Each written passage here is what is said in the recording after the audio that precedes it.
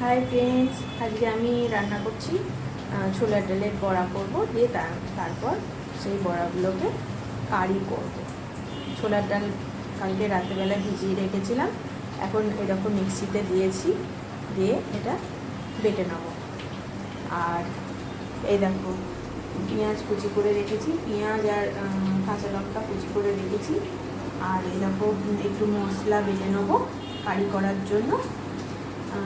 আদা, রসুন আর পেঁয়াজ আর একটা টমেটো মিক্সিতে পেস্ট করে নেবো। আর এই পেঁয়াজ কুচি আর লঙ্কা কুচিটা রেখেছি, ছোলার ডালটা বেটে তার মধ্যে এগুলো মিশিয়ে একটু মানে পেঁয়াজ দিলে না মানে বড়াগুলো খেতে ভালো লাগে, সেই জন্য একটু পেঁয়াজ কুচি লঙ্কা কুচি করে নিয়েছি। ছোলার ডালটা বেটে তার মধ্যে মিশিয়ে নেব।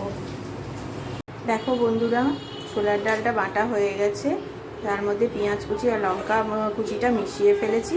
তার মধ্যে হলুদ, লবণ আর লঙ্কা গুঁড়ো আর পেঁয়াজ কুচি, তোমার জিরে গুঁড়ো আর একটু কালো জিরে দিয়েছি। এবার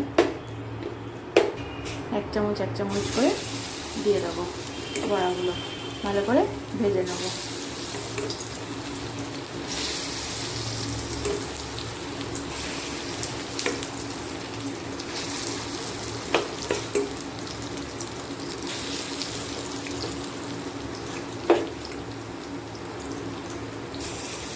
এইভাবে বড়াটা সবকটা বড়া ভালো করে ভেজে নেবো, দিয়ে কারি করব।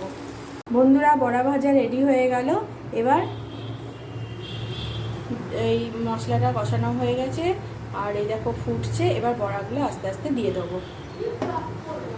দেখো বন্ধুরা, বড়াগুলো ঝোলে দিয়ে দিয়েছি, এখন ফুটছে। এবার নামিয়ে দেবো।